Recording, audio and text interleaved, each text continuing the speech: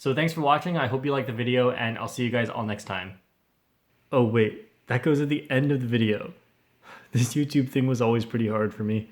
Hey guys, welcome to this different style of video. So a year ago from recording this, on February 27th, 2017, I hit 1,000 subscribers, which was a huge deal for me, and 100 subs was a huge deal too, but I kind of missed that anniversary. So here I am, too late again for the anniversary of 1,000 subs, but I still wanted to do something cool for 1 year. It's not 1 year since I started my channel. I actually started the channel in September of 2016. So anyway, I'm just going to be having some fun going through my old videos now. Alright, so starting out here we have 11 finger tricks every cuber should know, which was my first video, so let's look at it.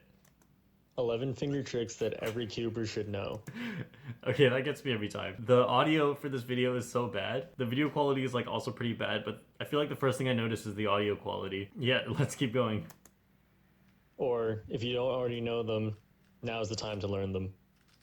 Pretty much whatever level you are, there should be at least one thing in this video that could help you. So, enjoy. The reason the audio was bad was because I recorded it with this sketchy microphone app on my old phone. I don't even know like if the audio in that phone was that particularly good, but the app just made it so much worse. All right, let's try it one more time. U2 flicks is probably one of the most important finger tricks that many cubers just haven't learned. Not only will it speed up all of your ALGs and even your F2L, maybe even reducing your average times by a whole second, but ALGs like this Perm become accessible to you simply by knowing how to do a U2 flick, because the double flick show.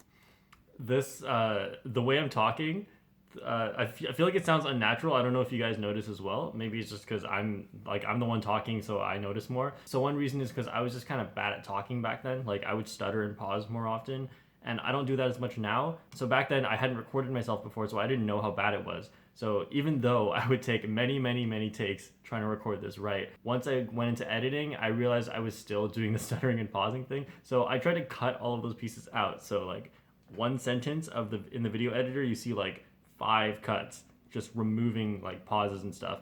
So I didn't do a perfect job of that, of course, but I still tried to make it sound better than it was.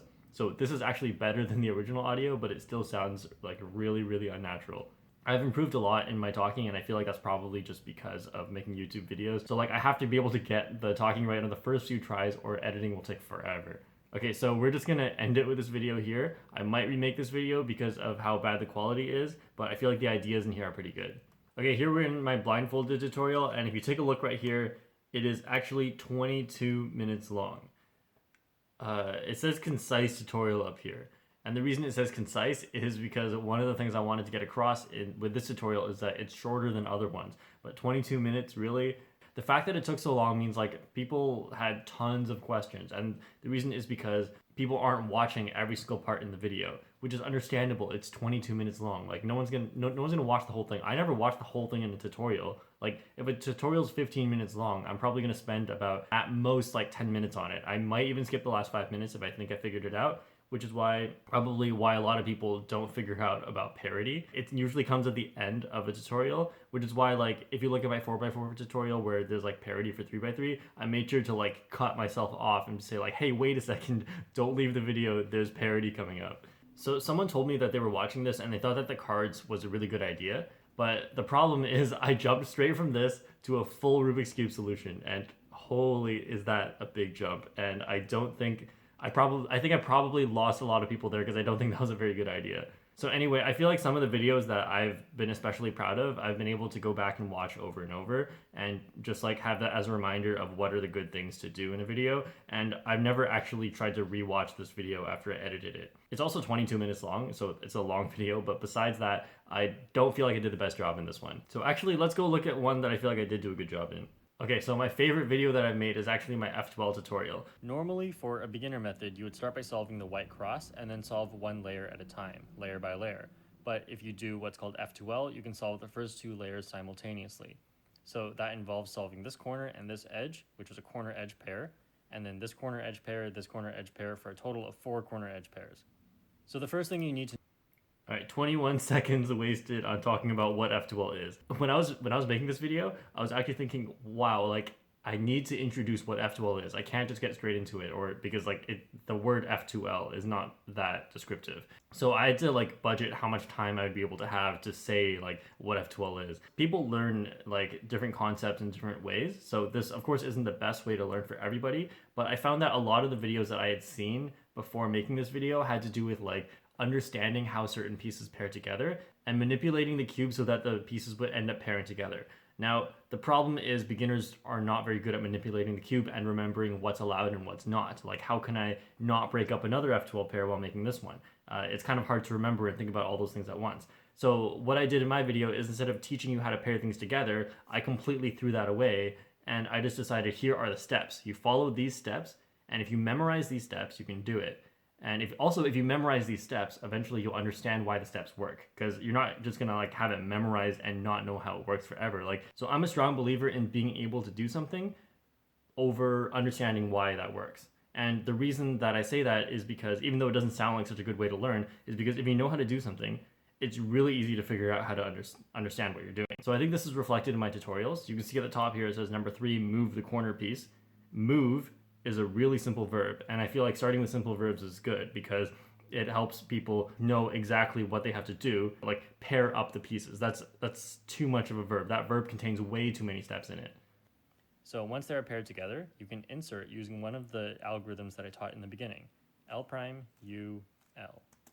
I find that the part where you insert the pair is actually pretty hard for beginners. The one where the pieces are split up and then so you insert it like that is because it's not very intuitive. Like the pieces are not paired together yet, and yet you're already inserting. So conceptually, that insert is really, really hard to like figure out. But if you just do memorization, I feel like that insert is not actually that hard. I don't know if it's like the best idea, but what I did was right at the beginning, I put the 4 inserting algorithms, which is just left hand, right hand, RU, R prime, and RU prime, R prime. So the reason why I put those in the beginning is so that I could kind of offload some memorization onto the learner. It's all right there. You don't need to learn any concepts. There isn't like a huge overload of concepts in your head. There's like this number of concepts and this number of memorization. And if you kind of balance those, then it's okay, because as they're learning the concepts, at any time if they forget the memorization part, they can just go back.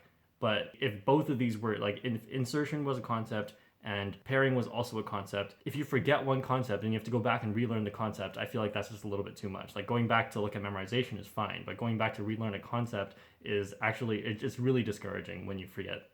Okay, this is the sexy move. R, U, R prime, U prime. The reason it's called the sexy move is because, well, like, look at this. Oh yeah, that's sexy. And the sound trails into the next one. Okay, I think that's probably like one of the favorite things that I've edited. I was laughing as I was editing that. The algorithm that solves this OLL case is called Soon, or more correctly pronounced Sune.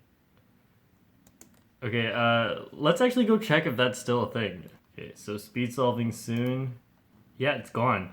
Alright, so after I had like showed in my video that Soon was pronounced Sune because I randomly found it on the speed solving wiki, someone went and changed it, and rightfully so, because in the comments people were saying how it's actually pronounced a little bit differently. Now, I think it's Swedish, but I don't know how to pronounce it properly, but it's definitely not Sune. The A is not like a full A sound. Someone just wrote it wrong on the wiki, but I found it, made a video about it, and then someone changed it. So actually there was something else that got changed. I think it was COLL. Yeah, corners of last layer. See what it says right here? I didn't take a screenshot in the video that I talked about this. It was either the 10 or 11 terms every cuber should know. It said corners and orientation of the last layer, which means exactly corners and OLL. I guess a lot of people disagreed with that because I didn't even think that that's what COLL stand for. I thought it stood for corners of the last layer, but when I looked it up, it was different, so I put that in my video. Right after I made that video, like a day later, it got changed to corners of the last layer. Now my videos just seem wrong because people are going and changing the wiki after I talk about it. I wish I had proof for this one as well, but I didn't take a screenshot of it. I just put text in my own video.